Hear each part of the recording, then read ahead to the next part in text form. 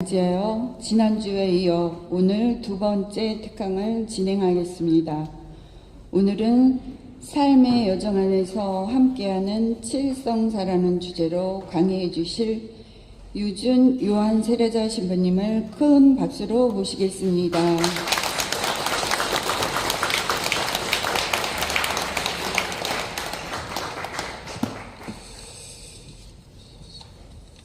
선미 예수님, 한 주 잘 보내셨나요? 네. 오늘은 인원이 많이 줄었네요. 지난주에 제가 재미가 없었나 봅니다. 네. 재미가 없었죠. 저는 재미없다라고 분명히 말씀을 드렸습니다. 재미가 없기 때문에 뭘 찾으라고 그랬죠? 의미를 찾으라고 말씀을 드렸습니다. 저의 강의는 재미가 항상 없습니다. 그래서 의미를 찾지 않으면 근데 의미를 못 찾으신 분들이 좀 있는 것 같은데요. 속상하네요. 그래도 지난주에 제가 되게 감사했던 게 있습니다. 지난주에 감사했던 것 중에 가장 큰 게 뭐냐 하면 주임 신부님께서 함께 해주셨고, 두 번째 감사한 거는 비행기가 처음 시작할 때만 지나가고 한 번도 안 지나갔어요. 오늘은 더 감사한 게 비가 와서 비행 훈련이 오늘 없을 것 같습니다. 다행이네요. 그래도. 지난주에 어떤 내용이었는지 다 기억하실 겁니다. 지난주에 안 오셨던 분들은 몇 분 안 계실 거, 거의 다 오셨던 분인 것 같은데요. 지난주에는 우리는 무엇을 믿는가, 왜 믿는가에 대해서 말씀을 드렸습니다. 무엇을 믿는가를 먼저 시작하면서 무엇을, 믿음의 대상, 무엇을 보다 먼저 중요한 것은 믿음이란 무엇인가를 말씀드리면서, 믿음이라는 것이 우리가 머리로 믿는 것이 아니라 마음으로 믿는 것이기 때문에 체험을 통해서만 믿음은 가능하다라고 말씀을 드렸습니다. 처음에는 아는 것부터 시작해서 그 알을 통해서 내 안에 확실한 굳은 믿음이 자라난다고 말씀을 드렸고, 그 체험을 통해서 우리가 신앙생활을 하게 된다 말씀을 드렸습니다. 그리고 그 믿음의 대상은 당연히 하느님이라고 말씀을 드렸고, 하느님은 우리의 언어나 어떤 이런 이성적인 부분, 우리의 뇌나 아니면 우리의 언어에 갇히지 않는 분이라고도 말씀을 드렸습니다. 그 하느님은 대신에 사랑이라고 말씀을 드렸습니다. 하느님은 사랑이십니다. 그래서 우리는 사랑을 통한 체험, 내가 사랑받고 있다는 것을 체험할 때를 넘어서서 또 우리가 사랑을 실천할 때에 하느님을 체험할 수 있고, 이런 체험이 우리의 신앙을 더 굳게 한다라고 말씀을 드렸습니다. 그리고 우리가 왜 믿는가를 얘기하면서 이 세상에서의 복이 아니라, 여기 현세에서의 좋은 집, 좋은 차, 승진 이런 것들을 바라는 것이 아니라 그런 기복적인 신앙이 아닌 저 세상에서의 구원, 하느님을 만나기 위해서 신앙생활을 한다라고 말씀을 드렸습니다. 그런데 하느님을 만나기 위해서 이 세상에서 우리가 사랑을 하다 보면 그 길이 결코 꽃길이 될 수 없다라고도 말씀을 드렸습니다. 꽃길이 될 수 없는 것은 사랑이 어렵기 때문이죠. 엄마가 아이를 키우면서 온갖 고통을 다 감수하듯이 우리가 정말 사랑한다라면 사실은 꽃길이 아니라 가시밭길을 걸어야 할 수도 있습니다. 그래서 저기 계신 예수님이 보여주신 길은 사랑의 길이면서 가시밭길이라고 말씀을 드렸습니다. 오늘 주제는 삶의 여정에서 함께하는 칠성사입니다. 지난주 거는 어떤 믿음 이런 부분에 대해서 말씀을 드려서 사실은 교리적이기보다는 제가 개인적으로 체험했던 부분들에 대해서 좀 나눈 바가 있고 묵상한 바에 대해서 나눠드린 바가 있지만, 오늘은 교리적인 부분이 아무래도 클 수밖에 없습니다. 칠성사. 근데 제가 너무 교리적으로 하다 보면 여러분들이 다음 주에 더 안 나오실 겁니다. 그래서 오늘은 가능한 한 교리 안에서 기본적인 교리 중에서도 아주 중요한 것들만 여러분이 꼭 알고 계시면 좋겠다 싶은 것을 말씀을 드리고, 그와 관련해서 우리가 성사를 일상생활 안에서 어떻게 이해하고 받아들여야 할지에 대해서 좀 설명을 해드릴까 합니다. 그 전에 시작하는 말로 여러분과 나누고 싶은 것은 사전판공의 시간이 왔습니다. 지금 판공표 나갔죠? 여기도 판공 시작됐나요? 아니면 아직 안 했나요? 시작됐어요? 네. 저도 이제 사전판공 때가 돼서 다른 분당에서 판공을 하기도 하고 저희가 있는 곳에서 판공을 하기도 합니다. 물론 판공을 이렇게 다니다 보면 구정을 이제 지내고서 판공을 보러 오신 분 중에 구정을 앞두고 나서 사주 보러 다녀오신 분들이 꽤 계세요. 사주. 여러분들 사주 믿으십니까? 사주. 사주라는 게 한문으로 어떻게 쓰는지 아시죠? 예? 사자가 무슨 사자일까요? 죽을 사자일까요? 예. 넉사자에다가 주자는 기둥주자를 씁니다. 예. 네 가지 기둥, 연, 월, 일, 시. 사람이 타고난 네 가지 기둥에 대해서 사실 어떻게 보면 통계학이기도 하죠. 이 연월일시에 태어난 사람은 이렇게 살더라라는 것을 기본 데이터로 해서 어떻게 누구는 뭐 통계학이라고도 합니다. 네. 그러면 정말 사람들이 이 통계학이라고 하고 이 데이터가 다 모든 사람 똑같은 연월일시에 태어난 사람에게 적용이 되는가? 정말 이 연월일시 똑같은 네 개의 기둥을 타고난 사람들은 뭐 다 똑같은 삶을 살아갈까요? 이 사주에 의해서 과연 우리의 운명이 정해질 것인가? 한번 생각해 보셨나요? 연월일시가 똑같으면 다 똑같은 삶을 살까요? 물론 연월일시의 시도 있지만 더 들어가면 물론 분도 있을 거고 여러 가지 다 다른 따지는 요소들이 있긴 합니다만 같은 사주를 태어나도 다른 삶을 살아갑니다. 뭐 그게 사주만 중요한 것이 아니라 어떤 부모에서 태어났고 어느 환경에서 자랐고 어느 나라에서 태어났고 아프리카에서 트럼프와 똑같은 사주를 갖고 태어난 아이가 트럼프처럼 살지는 않습니다. 트럼프 대통령하고 똑같은 사주를 가져도 다를 수 있다는 거죠. 환경이나 태어난 뭐 여러 가지 조건, 부모님들 그런 여러 인간적인 요소, 환경적인 요소에 대해서 우리는 영향을 받고 살아갑니다. 그래서 사실은 이 사주를 똑같다고 해서 다 그게 정확한 것은 아니죠. 어떻게 키워지는가에 따라 달라지기도 하고 어떻게 사는가에 따라서 달라지기 때문입니다. 우리의 인생이 사주에 의해서 정해진 것이 아니라 어떻게 우리가 사느냐에 따라서 달라진다라는 얘기입니다. 그래서 사주 보러 가면 그 사람들이 이런 말을 해요. 너 무조건 이번에 사고 나간다. 이렇게 말 안 해요. 조심하라 하죠. 언제 무슨 일이 있을 수 있으니 조심해라. 그거는 사주에서도 바꿀 수 있다는 겁니다. 우리가 어떻게 사느냐에 따라서.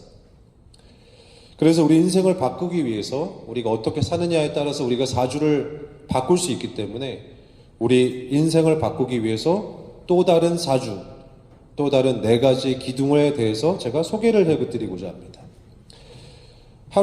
우리가 하루에 기둥 네 가지를 심을 수 있습니다. 뭘까요? 기도의 기둥입니다. 기도의 기둥. 연월일시 사주의 기둥을 말하는 것이 아니라 우리 삶을 바꾸는 네 가지 기둥은 기도입니다. 아침 기도, 낮 기도, 저녁 기도, 끝 기도입니다. 이렇게 하루에 4개의 기도를 바침으로써 우리가 하루 중에 24시간에 4개의 기둥을 심어둘 수가 있습니다. 그 4개의 기둥이 우리를 지탱해주고 그런 하루들이 모여서 우리의 삶을 변화시킬 수 있습니다. 만약에 아침 기도와 끝 기도만 있다면 또 다를 것이죠. 왜냐하면 사람이 아침에는 일어나서 좋은 마음으로 시작을 합니다. 그런데 정작 일어나서 하루를 시작해 살다 보면 좋은 마음으로 하느님을 오늘 찾아야지, 하느님께 감사해야지 하지만 마음이 달아날 때도 있고 화가 날 때도 있고 금방 너무 바빠서 하느님을 잊어버릴 때가 있습니다. 그러다 보면 점심이 되고 오후가 되고 저녁이 되고 밤이 돼서야 비로소 다시 내가 오늘 하느님을 놓치고 살았구나 정신이 들 때가 있죠. 그래서 저희 보통 수도자, 성직자들이 하는 성물도라는 기도에는 기본적으로 아침, 낮, 저녁, 끝 기도 그리고 독서 기도까지 5개의 기둥이 들어가 있습니다. 독서 기도는 물론 좀 시간마다 다르게 할 수도 있지만 아침, 점심, 저녁, 끝 기도는 기본적으로 시간에 따라 정해진 기도입니다. 그래서 성물도를 시간경이라고도 합니다. 낮 기도와 저녁 기도가 없으면 우리가 아까 말씀드린 대로 시작과 끝은 하느님의 안에서 기도로 할 수 있지만 중간에 하느님을 놓쳐버리기 쉽습니다. 물론 여러분들이 더 자주 기도하시면 좋겠지만 그렇게 되면 또 일상생활 안에서 기도만 하고 있느냐고 또 소홀해질 수도 있죠, 생활이. 그래서 아침, 낮, 저녁, 끝 기도, 4가지 기도의 기둥, 4주 기도의 기둥을 꼭 여러분들이 한번 실행해 보시면 좋겠습니다. 구정이 지나고 새해를 시작했지만 새해에는 뭐 다이어트도 하고 운동도 하고 뭐 공부도 하실 수 있고 여러 가지 목표가 있으시겠지만 무엇보다 아침, 점심, 저녁, 끝 기도 4번의 기도를 짧게라도 하시면 좋겠습니다. 그리고 끝기도 안에는 성찰기도, 나의 하루를 돌아보는 기도가 들어가면 좋겠습니다. 연원일시의 이 사주는 그렇게 중요하지 않습니다. 우리가 하루 기도를 4번, 4가지 내 하루 안에 기도의 기둥을 세워놓으면 삶이 바뀔 수밖에 없습니다. 그래서 여러분들이 사주를 보러 다닐 것이 아니라 여러분들의 사주를 바꿀 수 있는, 나의 하루를 바꾸고 그 하루들이 모여서 인생을 바꿀 수 있는 4가지 기도의 기둥을 꼭 삶 안에서 세우시면 좋겠습니다. 오늘 말씀드리고자 하는 것은 이렇게 하루를 지탱해주는 4개의 기둥, 4개의 기도 기둥 말고도 우리의 삶을 지탱해주는 또 다른 기둥들이 있다는 것입니다. 그것은 바로 7개의 기둥, 칠성사죠. 오늘은 그래서 이 칠성사가 어떻게 우리의 삶을 지탱해주고 칠성사를 통해 하느님께서 어떻게 우리와 인생의 여정에서 동반해 주시는지 살펴보고자 합니다. 우선 칠성사가 무엇인가 할 때 성사를 먼저 봐야 되겠죠. 성사. 거룩할 성자에 일사자를 씁니다. 성사라고 하는데 성사가 뭔지 말씀해 볼 수 있는 분이 계실까요? 성사는 나는 뭐라고 생각한다, 아니면 성사의 정의는 이렇다. 제가 주유상품권 드리겠습니다. 예, 보라자민요. 보라자민요. 보라색 옷자민. 네. 하느님의 무상의 은총입니다. 하느님의 무상의 은총. 네, 무상의 은총. 네, 맞습니다. 하느님께 주어지는 무상의 은총이죠. 주유상품권 이따가 하나, 다음 주나. 이따가 드리면 다음 주에 안 오실 것 같으니까 다음 주에 드릴게요. 네, 다음 주에 드리겠습니다. 다음 주에 오시겠죠. 약속은 지킵니다, 제가. 하느님의 무상의 은총 맞습니다. 오늘은 총회장님 또 시키시면 부담 느끼실 테니까 또 다른 분 혹시 대답하실 분 계실까요? 나는 내가 생각하는 칠성사는, 성사는 이런 것이다. 네, 다 갑자기 고개를 숙이시군요. 네, 사실 성사라는 것은 굉장히 어려운 말로 정의는 되어 있습니다. 교리서에서 말하는, 가톨릭에서 말하는 칠성사에서 성사는 제가 그대로 읽어드릴게요. 외적 행위로 나타나는 증표로 인간의 감각이 도달할 수 없는 감추어진 하느님의 은총이 감각적인 형태를 통해서 전달되는 것을 말한다라고 합니다. 어렵죠, 좀. 네. 인간의 감각, 우리가 감각적으로 이렇게 오관이라고 했죠. 오관, 보고 듣고 이렇게 하는 것들, 이것을 통해서 볼 수 없는 하느님의 은총을 우리가 느낄 수 있게, 오관을 통해서 느낄 수 있게 하는 것이 성사다라는 말이기도 합니다. 다시 말해서 보이지 않는 하느님의 은총을 보이는 것으로 드러내는 특별한 예식을 성사라고 합니다. 좀 이제 이해가 되시죠? 보이지 않는 하느님의 은총을 보이게끔 하는 것, 드러나게 하는 것이 성사라고 얘기를 하죠. 근데도 이렇게 말해도 또 여러분들 기억을 못 하실 겁니다. 말이 좀 어렵긴 하죠. 그래서 어떻게 하면 쉽게 설명을 할 수 있을까 고민을 해보면, 쉽게 말해서 성사는 하느님과 인간이 만나는 것입니다. 성사는 하느님과 인간이 만나는 것이죠. 여러분들이 예를 들어서 고해성사를 한다라고 할 때 죄를 사해주는 사람은 누구일까요? 네, 하느님이신 거죠. 물론 사제에게 고백하지만 사제 뒤에 듣는 분은 사실 예수님이신 겁니다. 예수님께 고백해야 되는 부분인 거죠. 그래서 우리가 하느님을 만나는 것이 사실은 성사입니다.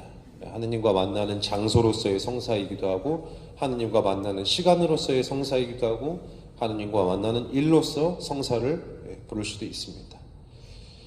또 정말 쉽게 얘기하면 보이지 않는 하느님이, 우리는 보이지 않는 하느님을 늘 찾아서 이렇게 믿어야 되기 때문에 하도 하느님을 찾기 힘들어하니까 하느님이, 보이지 않는 하느님이 우리에게 보이는 방법을 통해서 손을 잡아주는 것, 이게 성사일 수 있겠습니다. 그러면 이제 칠성사가 뭔가 한번 보겠습니다. 칠성사의 대표적인 성사는 세례성사입니다. 세례성사. 세례는 다 받으셨나요? 네, 세례성사 다 받으셨을 겁니다. 입문성사라고 하죠. 입문성사. 그래서 입문성사 중 하나로서 칠성사 중에서 제일 먼저 받게 됩니다. 세례성사를 받지 않고 다른 성사는 받는 것은 불가능합니다.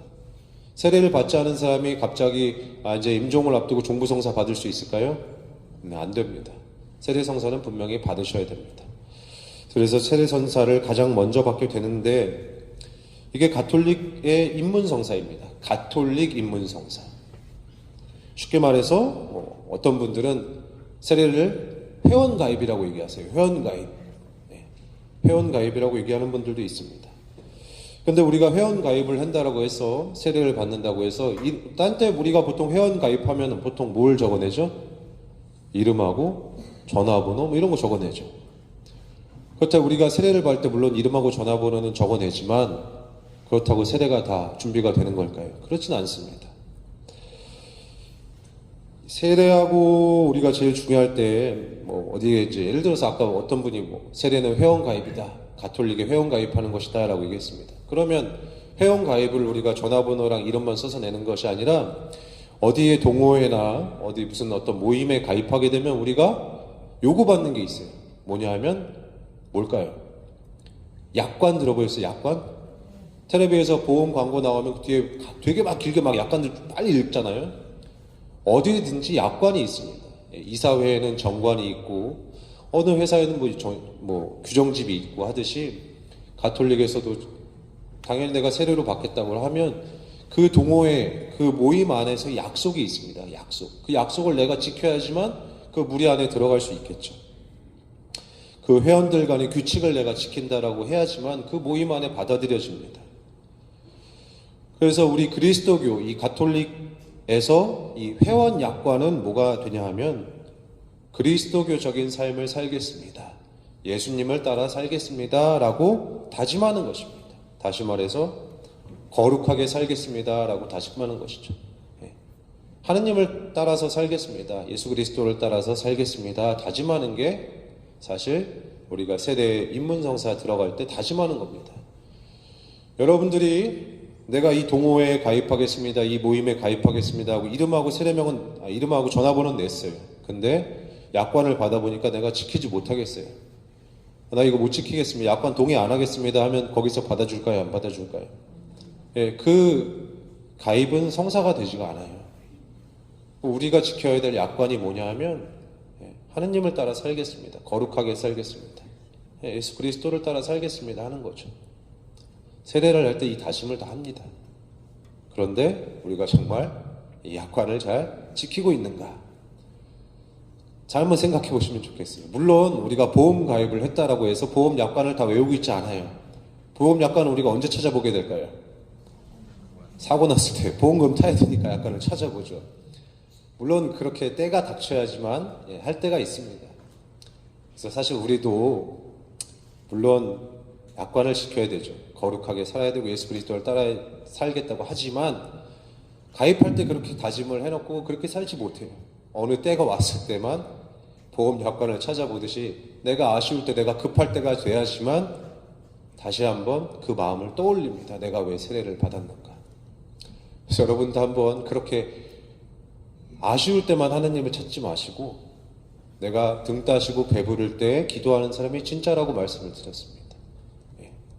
평소에 약관을 잘 아는 사람이 많은 보험금을 타듯이 평소에 하느님을 많이 찾는 사람이 하느님께로부터 많은 은총을 받을 수 있다는 겁니다. 궁지에 몰려서 보험 약관을 찾듯이 내가 아쉬울 때만 하느님을 찾는 것은 은총을 그때만 받을 뿐이죠.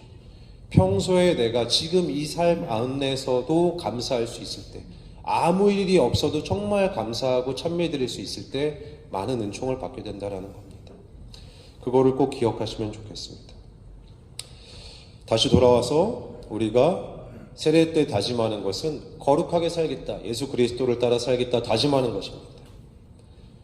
우리가 그 전의 삶이 깨끗하지 못한 삶이었다라면 죄에 물들었던 삶일 수도 있고 아니면 그렇게 깨끗하지 못한 삶이었다라면 세례를 통해서 거룩한 삶으로 옮겨가는 과정이 필요한데 이 과정을 세례라고 합니다. 세례. 옛날의 삶에서 새로운 삶으로 옮겨가는 게 세례입니다.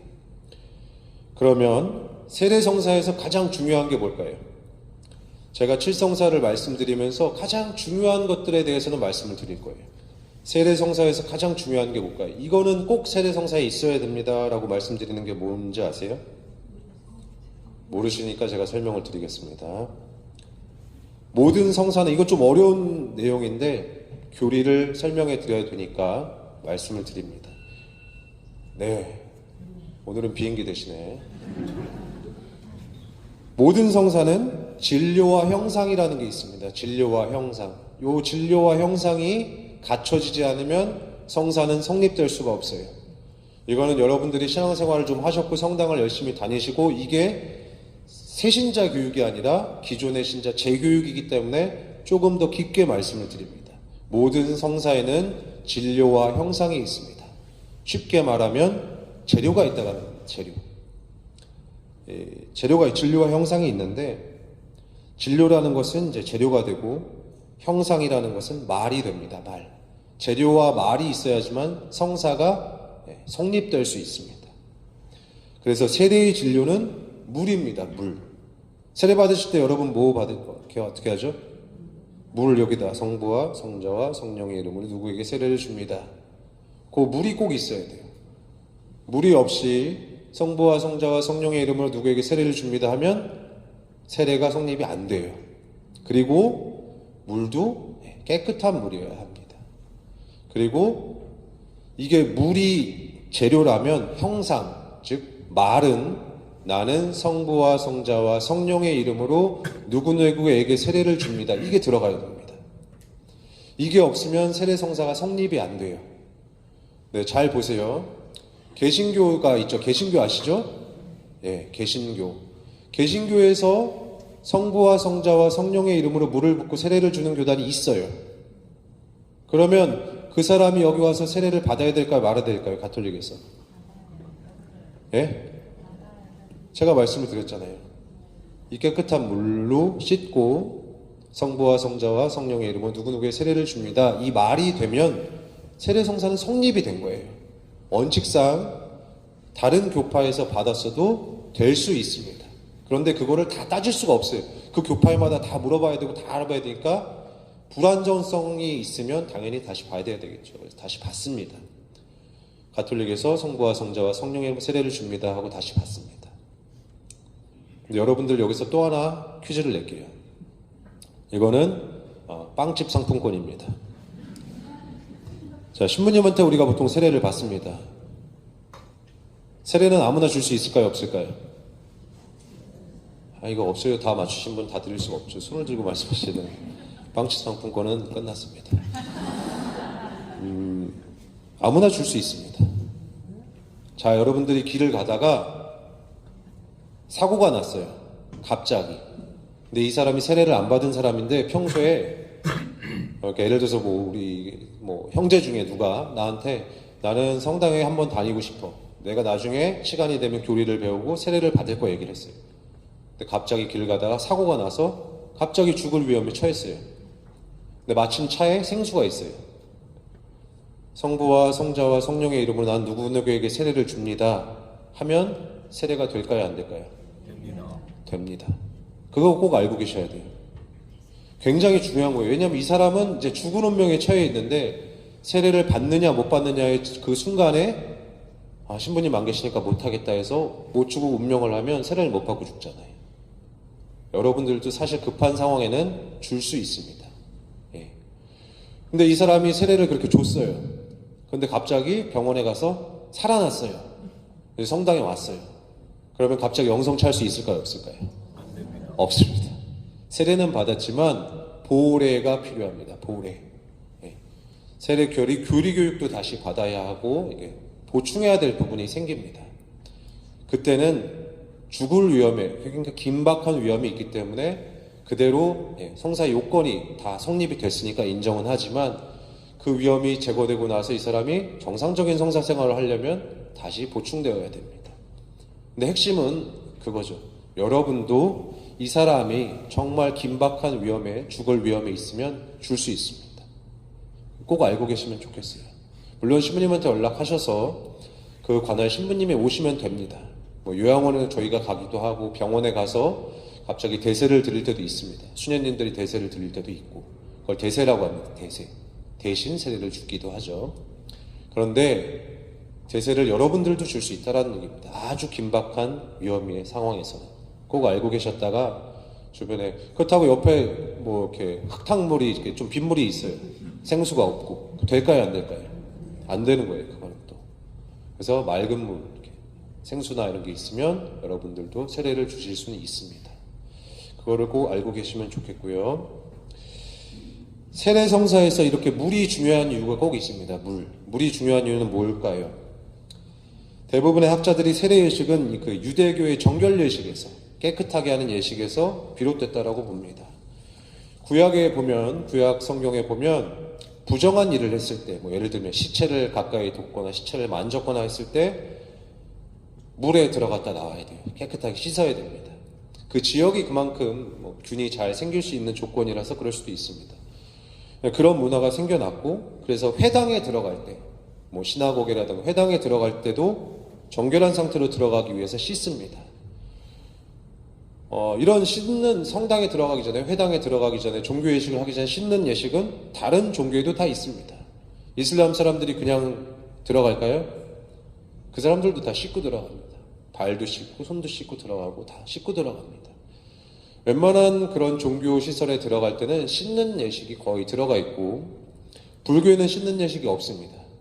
대신에 여러분들이 잘 생각해 보시면 뭐 절에 안 갔다 오신 분은 없을 겁니다. 옛날에 다 경주에 있는 거기는 다 가보셨을 겁니다. 절에 들어가면 제일 먼저 뭐가 나오냐면 절 앞에 사실은 물이 흘러갑니다. 물. 절과 궁궐, 우리나라 조선시대 궁궐과 절 안에는 기본적으로 처음 들어갈 때 물이 흘러가게 되어 있습니다. 그게 악기들이 못 들어오게 하는 것도 있지만 들어가는 사람을 깨끗하게 하고 나쁜 기운 안으로 들어가는 것을 막아주는 것, 그 다음에 거룩한 지역과 속된 지역을 구분하는 역할을 합니다. 그래서 궁궐이나 절에는 보통 그런 물들로 깨끗하게 하는 의미를 갖고 있습니다. 그게 없다라면 우리는 들어갈 때 보통 씻죠. 우리는 뭘로 씻죠? 화장실에 가서 손 씻고 오나요? 성당에 오실 때 여러분 어디서 씻을까요? 예? 어디서? 집에서요? 자, 집에서 씻고 오셨어요 지금? 아, 오늘 씻고 오셨군요. 잘하셨습니다. 예, 근데 물론 집에서 씻고 오시면 좋죠. 예, 당연히 옛날 분들은 주일미사 오시기 전에 씻고 제일 깨끗한 옷을 입고 오셨지만 성전에 들어오실 때 여러분들이 성수를 찍어서 씻습니다. 나를. 이게 이제 뭐 손을 씻는 것보다 우리는 우리의 마음과 영혼을 깨끗하게 씻는 정화의식을 거치고 들어오는 겁니다. 성전에. 그래서 물은 이렇게 사람을 깨끗하게 하는 의미를 갖습니다. 그래서 구약의 이러한 유대교 전통이 세례로 이어진 것으로 학자들이 보통 봅니다. 그래서 다시 돌아오면 세례란 예전의 삶을 버리고 새로운 삶으로 돌아가기 위해서 나를 깨끗이 하는 겁니다. 나를 깨끗이. 그래서 에페소서 4장 17절에 보면 옛사람을 벗어버리고 새 사람을 입는 것이라고 얘기를 합니다. 옛사람을 버리고 새 사람을 입는 것. 이렇게 이제 설명을 좀 하다 보니까 많이 지루해하시고 한 3분 정도 주무시는 것 같아서 교리는 여기까지만, 교리 관련, 세례 관련 교리는 여기까지만 하고 조금 더 있긴 한데 더 하면 안 될 것 같습니다. 세례와 가장 중요한 이야기를 하나 해드리고자 합니다. 세례 다 받으셨다라고 했어요. 세례 다 받으셨는데 혹시 내 가족들 다 받았다라고 하시는 분이 여기서 몇 프로 될까요? 우리 가족 세례 다 받았다. 네, 물론 다 안 드셔도 됩니다. 왜냐하면 안 그러신 분들이 또 상처받을 수 있어요. 네. 이게 웃을 일이 아닙니다. 사실 우리 가족 중에 누군가 세례를 안 받은 사람들은 그게 마음에 짐이 돼 있는 경우도 있어요. 사실. 네. 여러분들의 가족이 받았는지 안 받았는지는 제가 다 물어보고 싶지는 않습니다. 근데 배우자가 안 받은 경우는 뭐 많이 있을 겁니다. 근데 더 중요한 거는 요즘에 유아세례가 굉장히 줄고 있어요. 유아세례. 옛날에 유아세례 하면 애들이 빠득빠득했어요. 물론 출생률이 떨어져서도 그렇기도 하지만 그거는 제가 봤을 때 그거는 그렇게 큰 이유가 아닙니다. 출생률이 떨어지기 전부터 유아세례율은 계속 떨어지고 있었어요. 왜냐하면 엄마들이 다른 가치관을 갖고 있기 때문입니다. 부모들이 아이들이 세례를 받고 신앙적인 생활을 하는 것보다 학원을 다니고 이런 것에 더 우선순위를 두기 때문이에요. 주일학교를 애들이 나가는 것보다 그 주말에도 학원을 돌려야 되는 게 부모들의 우선적인 가치이기 때문에 세례받는 아이들이 별로 없습니다. 제가 이거를 꼭 여러분들에게 말씀을 드리고 싶어요. 세례성사, 아까 뭐 진료 형상 나왔지만 그런 것보다 더 중요한 거는 여러분 가족 안에 세례를 안 받은 사람이 있으면 세례를 받게 해주시면 좋겠고, 그게 특히 내 손주, 손녀 아니면 내 아이면 꼭 세례를 받게 해주세요. 유아 세례는 정도는 꼭. 유아 세례는 나의 의지와 상관없이 보통 어릴 때 받습니다. 그러면 웬만하면 받게 해주세요. 여러분들이 우리가 죽게 됐을 때 뭘로 유산을 남길 것 같으세요? 통장이 될 수도 있고, 집이 될 수도 있고, 차가 될 수도 있습니다. 혹은 빚이 될 수도 있습니다. 빚도 유산이죠. 근데 실제로 제가 봤을 때 그런 것들을 물려줘도 이 아이가 세상을 똑바로 바라보거나 행복하게 살 교육이 되어 있지 않으면 그 돈 다 까먹거나 그 돈을 행복하게 쓸 줄 몰라요. 이 아이에게 내가 사랑을 주지 못했고 신앙을 주지 못했으면 10억을 100억을 줘도 그 돈을 제대로 쓰지 못합니다. 돈의 노예가 되거나 그 돈을 되게 쉽게 써버리더라고요. 제가 많이 봐왔습니다. 그래서 돈을 물려주시기보다 제일 먼저 신앙을 물려주실 수 있으면 좋겠습니다. 신앙을 유산으로 주실 수 있으면 좋겠어요. 근데 신앙을 유산으로 주실 때 여러분들이 믿어라 해서 믿어질까요? 절대 그렇지 않습니다. 배우자는 믿어라 해서 절대 믿지 않아요. 당연한 거죠. 애들도 믿어라 해서 절대 믿지 않습니다. 애들도 점점 커갈수록 고집이 세지잖아요. 아이들을 믿게 하고 배우자를 믿게 하는 가장 좋은 방법은 내가 모범을 보여주는 방법밖에 없습니다. 너희는 온 세상에 가서 모든 피조물에게 복음을 선포하여라 라고 했을 때, 복음을 선포할 때 예수 믿으세요. 지하철에 가가지고 예수 안 믿으면 큰일 납니다. 지옥 갑니다. 예수 천국 불신지옥. 여기 수원 병점역 가가지고 예수 천국 불신지옥 한다고 누가 믿을까요? 말로 믿으라고 하는 건 아무 의미가 없습니다. 우리가 믿으려고 해도 믿지 못하기 때문이에요. 사랑하려고 해도 나도 지금 내가 사랑해야지 하면서 사랑 못하는데, 내가 믿어야지 하면서도 믿지 못하는데, 그 사람들한테 믿으세요 해가지고 그 사람들이 믿겠습니까? 믿지 않습니다. 내가 모범을 보여주고 끊임없이 엄마로서, 할머니로서, 아빠로서, 할아버지로서 기도하는 모습을 보여주지 않으시면 변화되지 않습니다. 그리고 당장에 변화되지 않을 수 있습니다만 꼭 기억하시면 좋겠습니다. 내가 지금 기도하는 모습을 보여주면 아이들이 언젠가 그 모습을 뇌리에 남아뒀다가 지금 내 나이가 그 아이가 되고 나면 아, 이때 엄마 아빠가 이래서 기도를 하셨나 보다를 이해하는 순간이 찾아올 겁니다. 그러면 그때 어머니 아버지 마음이 이해되면 성당에 오는 경우가 있습니다. 자기 제발로 다시 냉담 풀고. 제가 냉담을 고해실에서 많이 이렇게 해가지고 풀지만 그런 경우 꽤 많이 있습니다. 어머니 아버지가 그때 왜 기도하셨는지 이제 이해가 됩니다. 여러분들이 기도하는 모습을 지금 자녀들에게 계속 보여주시면 좋겠습니다. 그리고 기도하는 모습과 사랑해주는 모습을 보여주셔야지, 우리가 믿는 분은 분명히 하나님은 사랑이십니다 얘기했는데 계속 잔소리를 하고 믿어라 하고 내가 바라는 욕심을 계속 걔한테 얘기하면 절대 성당에 나오지 않을 겁니다. 신앙의 전파는, 유산으로 남겨주고 있는 신앙은 사랑을 통해서만 전파가 되고 내가 기도할 때에만 전파가 됩니다. 꼭 그거를 기억하시면 좋겠습니다. 다음 인문성사의 또 하나가 있습니다. 견진입니다. 견진. 견진은 굳게 한다를 얘기합니다. 굳게 하는 것을 이야기합니다. 견진이 영어로 confirmation인데 굳게 한다는 뜻이죠. 굳게 한다 말 그대로. 그래서 어떤 사람들은 세례는 그리스도교에 입문하는 거지만 견진은 가톨릭에 입문하는 거다 이렇게 말하는 분이 있어요. 좀 차이가 달라요. 그리스도교는 가톨릭하고 좀 다른 말이에요. 왜 그런지 아세요? 그리스도교는 기독입니다. 기독. 그리스도를 한문으로 음차해서 기독이라고 쓴 거죠. 기독교라고 했을 때는 우리가 말하는 기독교 사람들은 사실은 개신교인 거예요. 개신교, 프로테스탄트, 개신교고 기독이라고 하는 교는 그리스도교입니다. 그리스도교 안에 정교회도 들어가 있고 가톨릭도 있고 개신교도 있고 다 들어가 있습니다. 그래서 세례를 받는 것은 그리스도교에 들어가는 거고 견진은 가톨릭에 결합되는 거다 이렇게 얘기하는 사람이 있는데 그게 또 꼭 맞는 말은 아닙니다. 세례를 받고 우리가 견진을 받는다고 하면 정확히 말하면 하느님과 더 강하게 결합시키는 것이 이 견진입니다. 하느님과 강하게 결합시키는 것. 세례를 받았다고 해서 우리가 다 세례 받으셨지만 세례를 받고 내가 갑자기 새 사람이 되던가요? 세례 받고 그 다음날부터 내가 새롭게 사신 분이 물론 계실 수 있을 거라고 생각은 합니다만 대부분 그렇지 않습니다. 세례받고 집에 가서 갑자기 또 싸우는 경우도 있습니다. 그래서 우리는 세례를 받고도 늘 새로운 다짐을 하지만 계속 걸려 넘어집니다. 그래서 그 믿음을 견고하게 하기 위해서 도움이 필요합니다. 어떤 도움이 필요하냐면 성령의 도움이 필요합니다. 그래서 견진성사는 성령의 성사이기도 합니다. 내 힘으로 안 되니까 성령의 도움을 통해서 성령의 힘, 성령이 주시는 7가지 은사가 있습니다. 지혜가 있고 깨달음이 있고 두려움이 있고 효경도 있고 용기도 있고 지식도 있고 이렇게 7가지들이 있습니다. 그런 것들을 통해서 내가 더 믿음 생활을 굳게 할 수 있도록 성인이 되었을 때 견진성사를 받습니다. 견진과 관련해서 제일 중요한 건 그만큼 성령과 함께 살아가는 삶이죠. 근데 우리가 그만큼 뜨겁지 못한 경우가 많습니다.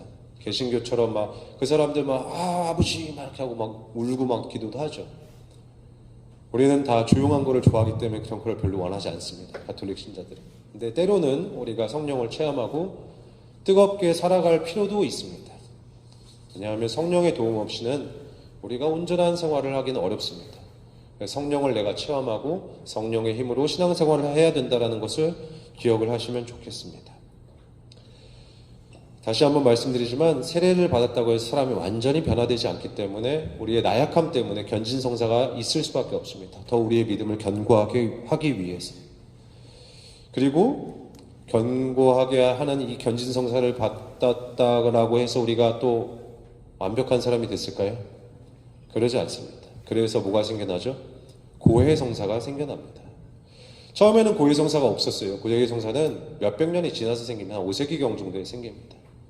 그래서 사람들이 처음엔 세례성사를 언제 받았냐면 죽기 전에 받았어요. 세례를. 제 죄의 용서를 세례성사 때 받아요. 그거를 뒤로 죽을 때까지 미룬 거예요. 고해성사가 없던 시절에. 그래서 죽기 전에 받습니다. 근데 이런 부분은 사실 교리적인 부분이니까 중요한 것은 아니고 정말 여러분들이 잘 생각하는 견진성사와 생각하셔야 될 부분은 내 힘이 아니라 성령의 힘에 의해서만 우리가 신앙생활을 잘 할 수 있다는 걸 기억하시면 좋겠습니다. 그래서 견진성사를 받고 성령의 칠연을 통해서 우리가 신앙생활을 굳게 하고자 합니다. 그 견진을 받고 우리가 성인이 되어서도 계속 신앙생활하다 보면 넘어집니다. 죄에 걸려서 넘어지고. 그래서 고해성사도 보지만 넘어지기 전에 힘을 내라고 하는 성사가 뭘까요? 성체성사입니다. 성체성사. 이건 마태오복음 26장, 마르코복음 14장, 루카복음 22장 이렇게 해서 여러 군데에 다 나옵니다. 예수님께서는 빵을 들고 감사를 드리신 다음 떼어 제자들에게 주시고 너희를 위하여 내어주는 내 몸이다. 이를 행하여라. 너희를 위하여 흘리는 피다. 너희는 나를 기억하여 이를 행하여라. 이렇게 얘기하죠. 예수님께서 이 성체성사를 직접 세우십니다. 직접. 그래서 이때 예수님께서 제자들을 놓고 성체성사를 세우시고 새로운 계약을 맺으십니다. 그리고 이 맺은 새로운 계약이 계속 성체성사 안에서 이어지도록 당신이 직접 성체성사를 세우시죠. 그래서 우리가 지금 여기서 성체성사를 거행할 때도 사실은 예수님께서 현존하고 있다라고 이야기를 합니다. 이 성체성사가 바로 미사이죠. 미사. 근데 미사는 제가 나중에 다음 주에 미사를 가지고만 따로 1시간을 말씀을 드릴 겁니다. 미사를 우리가 늘 오지만 여러분들을 미사하러 갈 때 뭐라고 하실까요? 엄마 어디가? 그러면 뭐라고 그러세요? 네, 미사 보러 간다 이렇게 얘기하세요. 미사를 이렇게 보러 가세요. 진짜예요. 그 말이 왜 생겼냐면 미사를 옛날에 신부님이 혼자 했었어요. 진짜 뒤돌아서서. 네. 근데 교우들과 함께 드리는 미사가 2차 바티칸 공회 이후로 생겼기 때문에 이제는 미사를 참례하러 갑니다. 같이 미사를 드립니다. 미사 드리러 간다라는 말이 맞는 거죠. 이제 미사를 보러 가면 안 되는 거죠. 그만큼 우리가 능동적으로 참여해야 되는데 미사에 대해서 잘 모르기 때문에 따로 미사를 주제를 잡았습니다. 주임 신부님께서 미사를 좀 더 잘 알려달라고 하셨기 때문에 다음 주에 미사는 1시간 따로 갖겠습니다. 자, 입문성사 말고 새롭게 시작하는 성사가 또 있습니다. 아까 세례성사 말씀을 드렸는데 그거 말고 새롭게 시작하는 성사 또 뭐 있을까요? 혼배성사, 혼인성사가 있죠. 그리고 성품성사가 있습니다. 이 둘을 가르쳐서 입교서 입문성사라고 얘기 안 하고 친교에 봉사하는 성사라고 합니다. 친교에 봉사. 혼인성사는 남자와 여자가 만나서 하느님 앞에서 함께하기로 계약을 맺고 축복을 받는 것입니다. 그래서 제가 아까 말씀드린 진료와 형상, 꼭 있어야 되는 진료와 형상이 있는데, 진료, 혼배성사의 진료는 남자와 여자, 형상은 혼인동의서입니다. 혼인동의서. 혼인동의서가 뭐냐면, 나 홍길동은 당신을 아내를 맞아들여 괴로울 때나 성할 때나 막 이거 다 대충 많이 들어보셨죠? 뭐 파뿌리 될 때까지 사랑할 것을 서약합니다. 이렇게 하죠. 그게 혼인동의서예요. 이게 형상입니다. 진료는 남자와 여자고. 자, 그럼 질문을 드릴게요. 남자와 남자가 혼인성사가 될까요? 안 될까요? 안 됩니다. 예, 안 되는 겁니다, 원래. 예, 안 됩니다. 혼인성사는 할 수 없습니다. 진료는 남자와 남자가 아니라 여자와 여자도 아니고 남자와 여자로 되어 있습니다. 진료가. 그래서 혼인성사를 하려면 남자와 남자, 여자 여자는 안 됩니다. 외국에서 가끔 그렇게 결혼하는 경우는 있지만 혼인성사가 될 수는 없습니다. 자, 그러면 진료는 남자와 여자고 형상은 나 누구누구는 아내로 맞아들이면 어쩔 때 기쁠 때나 어쩔 때나 파뿌리 될 때까지 사랑하겠습니다. 이 말을 했어요. 근데 신부님이 없네. 어떻게 하죠? 이거 혼배성사가 될까요? 안 될까요? 안 됩니다. 됩니다. 됩니다. 그래서 영화에 보시면 갑자기 어떤 남자애가 막 여자를 갑자기 성당에 끌고 와가지고 아무도 여기 없는데 혼자 거기서 막 뭐 사랑한다 그러고 막 이렇게 반지 껴주고 하잖아요. 예. 그게 사실적으로는 이 부분 때문에 진료와 형상이 있기 때문에 되는 건데, 아까 말씀드렸다시피 신부님 앞에서 우리가 진료와 형상이 갖춰지고 신부님이 이렇게 나 누구누구는 사랑하겠습니다 서약을 하는 순간 합의의 수용을 신부님이 해줍니다. 그러면 더 완전한 성사가 되기 때문에 가능하면 혼배 성사를 성당에서 합니다. 그래서 여러분들이 바깥에서 결혼하잖아요. 바깥에서 남자와 여자가 결혼을 하고 왔어요. 그 사람들을 부부로 인정해 주는 건 뭐냐 하면 그렇게 바깥에서 서약을 했기 때문입니다. 남자와 여자가 합의에 서로 혼인동의서를 했기 때문에. 보통 성당 안에서 하느님 앞에서 서약을 하고 축복을 받은 다음에 사지의 합의 수용을 받는 것이 맞습니다. 그래서 혼배 성사를 꼭 해주시면 좋겠고, 물론 바깥에서 하는 것도 부부가 되지만 하느님의 축복을 받아서 할 수 있는 혼배 성사이기면 좋겠습니다. 혼배 성사와 관련해서 제가 꼭 말씀드리고 싶은 게, 너희 가운데 두 사람이 땅에서 마음을 모아 무엇이든 청하면 하늘에 계신 내 아버지께서 이루어 주실 것이다. 두 사람이나 세 사람이라도 내 이름으로 모인 곳에 하늘에 계신 내 아버지께서 함께 계시기 때문이다. 들어보셨죠? 이게 교회의 가장 작은 단위를 의미하는 거예요. 교회의 가장 작은 단위. 둘이나 셋이 내 이름으로 모인 곳. 남자와 여자가 하느님의 이름으로 여기서 서로 서약을 하고 부부가 됐어요. 그러면 교회가 됩니다. 교회의 가장 작은 단위. 그래서 여러분들이 미사 때 교회를 위한 기도를 바칠 때 있어요. 그럼 우리 가정을 위해서 기도하실 수도 있다라는 겁니다. 우리 가정도 교회인 겁니다, 분명히. 근데 교회는 성당 가야지만 있는 거고, 교구 가야지 교회인 거고, 그거는 단위. 우리 가정도 교회입니다.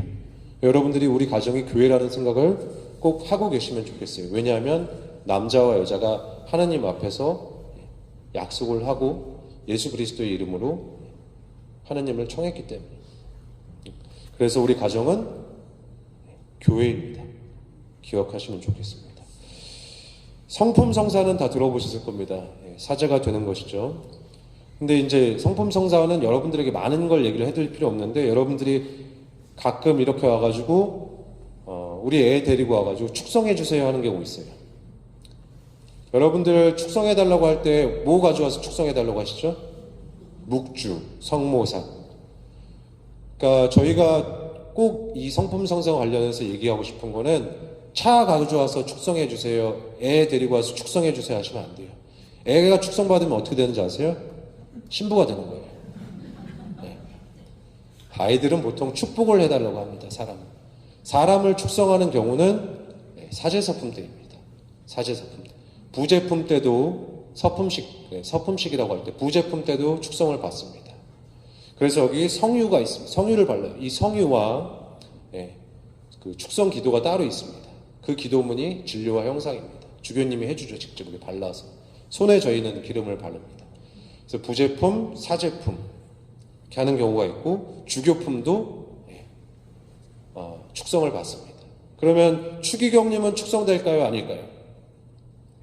추기경님이 될 때 축성을 받을까요? 안 받을까요? 추기경은 축성되지 않습니다. 추기경님은 주교 중에서 교황님을 선출할 권한을 가진 직무입니다. 다른 거예요. 이 주교님은 서품을 받지만 추기경은 서품을 받지 않습니다. 명예직입니다. 추기경.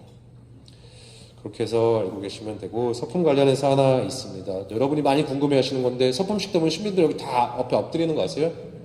그건 어떤 의미냐면 세상에 죽었다가 다시 일어나는 것을 의미합니다. 그래서 이제 세상을 더 이상 바라보지 않고 일어나서 하느님을 바라보면서 살겠다는 의미가 그 안에 있습니다. 그래서 여러분들이 사제서품식 때 그렇게 엎드려 있을 때 많이 기도를 해주시면 좋겠어요. 보통 신자분들은 모르세요. 이렇게 다 엎드리거든요. 옆에 베개 놓고 다 엎드려 있는데 많을 때는 팔이 서로 닿아요. 그럼 다 막 이러고 있어요. 무슨 의미인지 아세요? 다 우는 거예요. 다 엎드려서. 그때 엄청 울어요, 다들. 그때 기도를 많이 해주시면 좋습니다. 그리고 이렇게 안수 받을 때 우는 사람들도 있는데 엎드렸을 때 많이 우는 사람이 있고, 그때 세상에 죽었을 때 여러분들이 잘 기도를 많이 해주시면 좋겠습니다. 좀 이렇게 좀 재미없어 하셔서 하나 더 질문을 드리겠습니다. 7가지 성사가 있어요. 한 사람이 7가지 성사를 다 받을 수 있을까요? 없을까요? 없어요. 잘 생각해 보셔야 됩니다. 한 사람이 7가지 성사 다 받을 수 있을까요? 없을까요? 있어요. 의견이 분분하네요. 네. 정확하게 말하면 받을 수 있습니다. 제가 독일에서 공부할 때 어떤 할아버지가 사제품을 받았어요. 부재였는데, 종신부재라는 게 있습니다. 영원히 부재로 있는 건데, 그건 어떻게 되는 거냐면 이제 자기가 이제 성덕이나 어떤 이런 교회 안에서 열심히 활동하고 집안도 이제 아이들도 다 키웠고 하면 부재품을 줍니다. 그래서 그 사람은 계속 그 교회 안에 부재로 남아있어요. 그 성당 안에. 나 7관왕이라고, 나 7관왕 했다고, 7개 다 했다고, 나 성사 다 받았다고 딱 이렇게 하더라고요. 그런 경우가 있습니다. 사실은 교회법으로도 문제는 되지 않습니다. 근데 좀 한국에서도 제가 봤을 때는 언젠가는 될 수 있어요. 언젠가는. 왜냐하면 신부님들이 모자라지면 그런 일이 있을 수 있겠죠. 근데 지금은 우리나라 정서상은 어려운 일이겠죠. 당연히. 결혼한 신부님이 있고 갑자기 서품식을 갔는데 애들이 아들, 딸이 와 축하해주고 그러면 우리나라에서는 어려운 일이기 때문에 아직은 그런 일은 없습니다만 교회법상으로는 가능합니다. 칠성사를 다 받을 수도 있습니다. 이제 마지막으로 제가 이제 병자성사를 말씀을 드리겠습니다. 병자성사 옛날 말로 뭐라고 했냐면 종부성사라고 했어요. 종부성사. 말 그대로 마지막에 죽기 전에 진짜 죽을 위험에 놓인 사람한테만 좋습니다. 근데 여러 가지 큰 위험을 앞둔 사람에게도, 큰 수술을 앞둔 사람에게도 주기 시작했습니다. 병자성사의 진료는 성유입니다. 그리고 형상은 치유를 위한 기도문이 따로 있습니다. 그 안에. 그 2가지만 있으면 되는데, 중요한 것은 병자성사 안에 전대사가 있어요. 전대사. 병자성사 안에 전대사가 있는데 이게 전대사를 줄 수도 있고 일반 고해성사를 줄 수도 있습니다. 근데 진짜 죽을 위험에 놓여 있는 분들은 전대사를 드리기도 하고, 종부성사로, 혹은 내가 정말 큰 수술을 전신마취 정도 된다, 혹은 아니면 수술의 확률이 별로 없다, 그러면 당연히 전대사를 저희가 드립니다. 그러니까 여러분들이 병자성사를 청하실 때 꼭 말씀을 해주셔야 돼요. 제가 큰 수술입니다, 아니면 전신마취합니다, 아니면 이 수술의 가능성이 별로 없습니다, 요거를 꼭 얘기를 해주셔야 돼요. 그래서 사제가 이거는 무조건 전대사를 가야 되겠다라고 알 수 있어요. 저희 어머니 이번에 그냥 수술 들어갑니다 이렇게 해서 병자성사를 받으면 그냥 병을 빨리 낫게 해달라는 기도를 할 수도 있습니다. 일반 고해성사로. 전대사를 받을 수 있게 꼭 여러분들이 신부님들께 말씀을 드려주시면 좋겠습니다. 그리고 병자성사를 언제 신청하는지도 여러분들이 잘 아시면 좋겠어요. 죽을 위험에 있는 분, 그 다음에 큰 수술을 앞둔 분 말고도 또 누가 신청할 수 있을까요? 많이 아플 때 신청할 수 있어요. 많이 아플 때. 예, 많이 아프면 병자선사 신청할 수 있습니다. 사무실 전화하셔서 저희 어머니가 많이 아프십니다. 아니면 저희 어머니가 입원해 계십니다. 당장에 수술이 있는 건 아닌데 아프거나 많이 이제 해서 입원해 계시거나 크게 다쳤거나 근데 이미 수술은 다 끝났어요. 근데 많이 누워 있다. 그러면 우리 애가 많이 다쳤는데 이번에 병자성사를 청하고 싶습니다 하면 할 수 있습니다. 많이 아프면 할 수 있어요. 병자성사는 꼭 죽을 위험이 아니어도. 근데 이제 많이 아프다의 해석을 사람마다 다르게 하는 거예요. 어떤 분들이 너무 아프다고 갔어요. 4일 동안 설사한 거예요. 4일 동안 설사했다고 병자성사를 달라고 하면 물론 신청을 하셨으니까 드릴 수는 있습니다만 잘 생각하셔야 되는 거예요. 저희 입장에서는 좀 생각해 보게 되는 거죠. 이분이 정말 생각을 하신 분이니까. 근데 물론 뭐 4일을 설사하셨으면 힘들 수 있겠죠. 많이 아프다고 생각할 수 있겠지만 그러니까 여러분들이 잘 생각해 많이 아프다의 의미를 일반 사회 통념적으로 생각하셔야지 내가 많이 아프다라고 해서 또 그렇게 막 자꾸 신청을 하시면 좀 곤란합니다. 병자성사는 원래 종부성사였던 거기 때문에 좀 신중한 마음으로 신청을 하시면 좋겠습니다. 이렇게 하나님께서 우리 삶의 여정에 맞춰서 세례성사부터 종부성사까지 사람이 물론 태어났을 때 유아세례를 받기도 하지만 어른이 돼서 내가 나 홀로 삶의 여정을 시작할 때에 세례를 보통 받게 됩니다. 삶의 여정을 시작할 때 세례성사를 해서 삶의 여정을 마칠 때 종부성사까지 중간에 배우자를 만나거나 중간에 걸려 넘어지거나 했을 때 계속 이런 것들이 삶의 여정에 맞춰서 7성사가 들어가 있습니다. 제가 직접 하느님께 물어본 것은 아니지만 왜 그렇게 여정에 동반하는 성사가 있을까 생각해 보면 아마도 우리가 살다 보면 자꾸 하느님을 잊어버려서가 아닐까. 아까 말씀드렸다시피 아침 기도하고 끝 기도까지 우리가 하느님을 계속 잊어버리고 살듯이 그 기도를 안 하면 더 평생을 살면서 얼마나 자주 하느님을 잊어버리겠어요. 특히 이런 큰 일이 있을 때마다 우리가 하느님의 은총을 체험하기 위해서 하느님이 7성사를 만드신 게 아닐까 생각을 해보게 됩니다. 우리가 관원상제 같이 큰 일을 할 때 하느님의 도우심이 있기를 당연히 청하잖아요. 그게 바로 성사이고 성사로서 하느님이 우리는 계속 손을 건네면서 잡아주십니다. 넘어졌을 때도 고해성사와 성체성사를 통해서 힘을 주고 일어나라고 하시고 새로 삶을 여정을 시작할 때도 세례성사로 끌고 가서 데리고 가시고 중간에 애가 퍼져 있고 잘 못 가게 하면 더 견고케 하려고 견지성사로 손을 또 끌어당기시고 중간에 아프거나 죽을 것 같으면 마지막 손을 잡아서 당신을 끌어당기는 게 또 종부성사이기도 합니다. 넘어져 있는 사람, 지쳐 있는 사람 아니면 그냥 힘들어서 못 가겠다고 하는 사람들의 손을 계속 잡아주는 게 우리 인생 여정하고 계속 닿아 있습니다. 우리가 늘 달리는 사람은 없잖아요. 처음에 시작할 때가 있고 넘어질 때가 있고 어느 때는 좌절해서 안주할 때가 있고 그때마다 성사들이 다 들어가 있습니다. 그때마다 우리가 청해야 할 성사들이 있습니다. 아플 때도 그렇고 있지만 넘어질 때도 그렇고요. 여러분들이 그 성사를 그래서 잘 이해하시면 좋겠습니다. 주일미사 빠졌다고 고해성사를 보는 건 뭐 당연하지만 우리가 삶에서 넘어졌을 때 고해성사를 보실 수 있으면 좋겠습니다. 제가 하느님의 손을 놓쳐버렸습니다 할 때 고해성사를 본다라는 것은 내가 놓친 하느님의 손을 다시 잡는 거예요. 제가 더 이상 걸어갈 힘이 없고 제가 사랑할 힘이 너무너무 없습니다 할 때 성체성사 안에서 내 영성체를 통해서 성체성사에 그때 하느님의 손을 잡고 다시 걷는 겁니다. 꼭 그런 성사 안에서 손을 내미는 하느님들을 여러분들이 잘 이해하고 만나실 수 있으면 좋겠습니다. 7가지 성사 안에서 우리와 함께 하시는 구약의 저기 멀리 계시는 하느님이 아니라 우리 삶 가운데 함께 하시는 하느님을 발견할 수 있기를 청하고 성사와 더불어 하루에 4번의 기도 안에서 우리 삶의 4가지 기둥 안에서 늘 하느님께 의지하는 가운데 하느님과 손을 잡고 걸어갈 수도 있으면 좋겠습니다. 하느님을 앞서가도 안 되고 하느님을 놓쳐서도 안 되고 손을 잡고 가거나 정이 힘드시면 업혀 가시더라도 같이 가시면 좋겠습니다. 사실 저는 제가 하느님을 앞서 갔던 적이 있습니다. 저희 욕심 때문에 바로 넘어뜨리셨어요. 그래서 다시 하느님께 돌아오기까지 많은 어려움을 겪었습니다. 근데 이거는 저뿐만 아니라 많은 사람들이 겪는 일이기도 합니다. 넘어지기도 하고 좌절하기도 합니다. 그때 꼭 하느님의 손을 다시 잡으실 수 있기를 청합니다. 재미가 굉장히 없으셨을 겁니다. 많이 지루하셨을 것 같기도 한데 성사는 사실 교리입니다. 교리라서 더 재밌게 하기는 굉장히 어렵습니다. 근데 재미보다는 성사가 가지고 있는 의미를 여러분들이 아시면 좋겠고, 성사가 보이지 않는 하느님께서 우리 손을 잡아주시기 위해서 있다라는 거.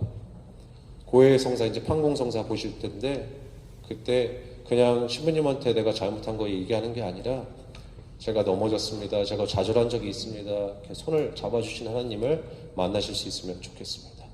마침 기도 바치겠습니다. 성부와 성자와 성령의 이름으로. 주님, 저희와 함께해 주심에 감사드립니다. 당신께서 성사를 통하여 저희 삶에 손을 뻗어주심을 저희가 오늘 기억하였습니다. 저희가 머리로 아는 것이 아니라 삶의 여정 가운데서 당신의 손을 잡고 때로는 당신의 등에 업혀서 당신을 향하여 늘 걸어갈 수 있도록 함께하여 주소서. 영광이 성부와 성자와 성령께. 주님께서 여러분과 함께 전능하신 전주 성부와 성자와 성령께서는 여기 모인 모든 이에게 강복하소서. 주님을 찬미합시다. 감사합니다. 수고하셨습니다. 뜻깊은 강의해 주신 신부님께 다시 한번 큰 박수 부탁드립니다. 감사합니다. 다음 주 수요일 저녁 이 시간에 3차 강의 진행되오니 많은 참석 부탁드립니다. 감사합니다.